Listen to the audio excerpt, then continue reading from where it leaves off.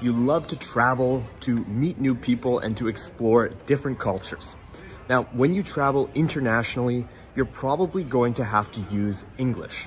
And that's why in today's video, I want to give you 10 English words you can use to talk about travel. Now, let's get right into the lesson and look at the first word on our list, which is jet lag. Jet lag. Now, jet lag is when you feel tired after traveling by plane. So maybe you've been on a really long flight, you feel tired, you can say you feel jet lag. For example, after the long flight to Tokyo, I had severe jet lag for days. Or it takes time to adjust to the time difference and overcome jet lag. Have you ever experienced jet lag? If so, let me know in the comments. I know I have. I've been on some very long flights and it's not fun, especially if you're like me and you can't sleep on planes. So, jet lag is when you're very tired after traveling by plane. Now, the next word on our list is excursion. An excursion is a short trip or outing, and it's usually for a specific purpose or specific activity. For example, we took an excursion to the mountains to go hiking. Or you could say the school organized an excursion to the science museum. So it's a short trip, it's a short outing, and it's normally done for a specific purpose or activity. We say excursion. Not excursion, but excursion. Excursion. Voyage. So an excursion is a short trip, but a voyage is a long trip. And normally we do voyages, we take voyages by sea, so on boats, or to space. For example, the Titanic was on its first voyage when it sank. Or the astronauts began a voyage to the moon.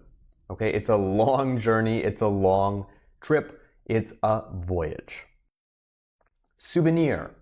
A souvenir, this is actually originally a French word, and we stole it from the French in English. And essentially, a souvenir is just something you buy on vacation. And it's something you buy on vacation so you can remember your vacation.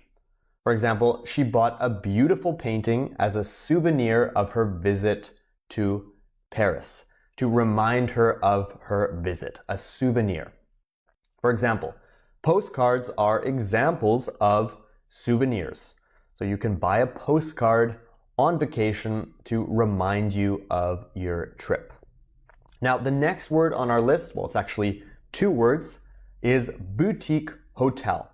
Now, a boutique hotel is a small, high-quality hotel with more personalized service, okay?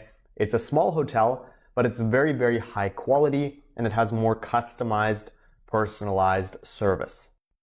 For example, we decided to stay at a boutique hotel in the center of the city for a more intimate experience. Or, since they're smaller, boutique hotels can focus more on an individual guest experience. A boutique hotel. Boutique. Boutique hotel. Now, before we continue, I want to tell you that if you want to sound more natural in English and improve your pronunciation, don't forget to go check out my gold package. You can find the link to the gold package down below in the video description. In the gold package, you're going to get 3 masterclasses from me to help you upgrade your pronunciation, and you're also going to get an amazing ebook with a bunch of phrasal verbs and idioms that we native speakers use all the time.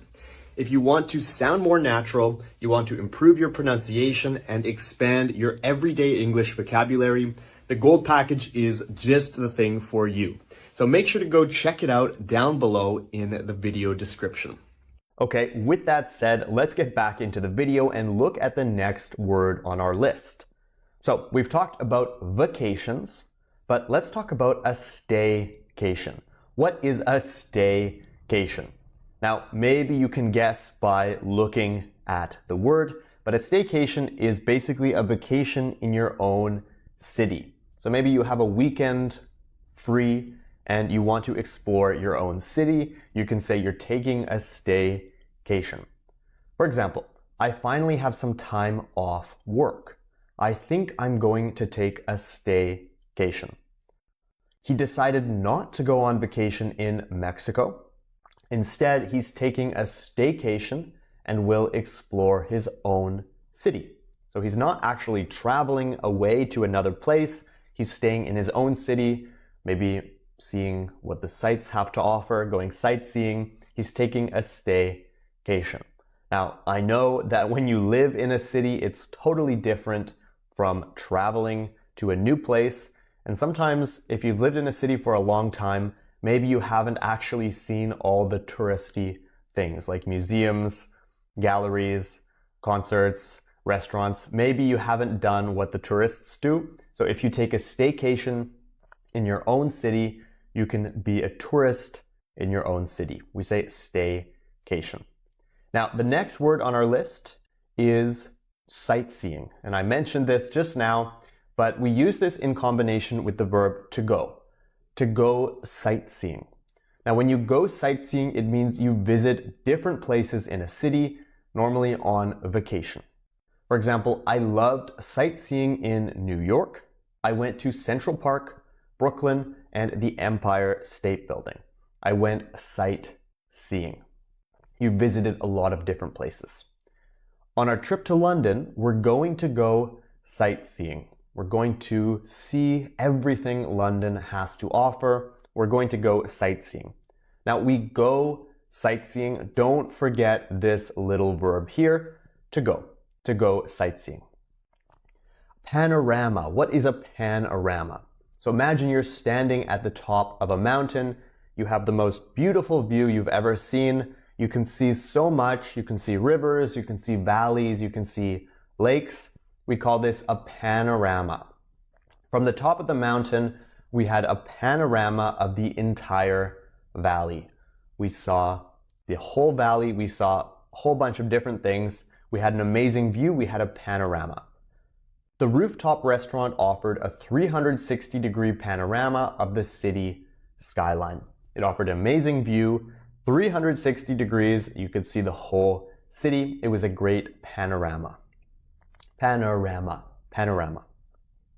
To take a stroll. This is super common and it's more informal. But when you take a stroll, you take a slow and relaxing walk. For example, let's take a stroll along the beach. Okay, let's go for a walk. Let's take a stroll. Take a stroll. We took a stroll through Central Park when we visited New York. We took a walk. We took a stroll. Now, be very careful here. A stroll is generally a slow or relaxing walk. Okay? It's more relaxed. It's slower. A stroll. You take a stroll. A layover. Okay? You've probably heard this before if you're traveling. You can also say stopover, layover, or stopover. And this is when you have to change planes and spend time in another airport. We say you have a layover.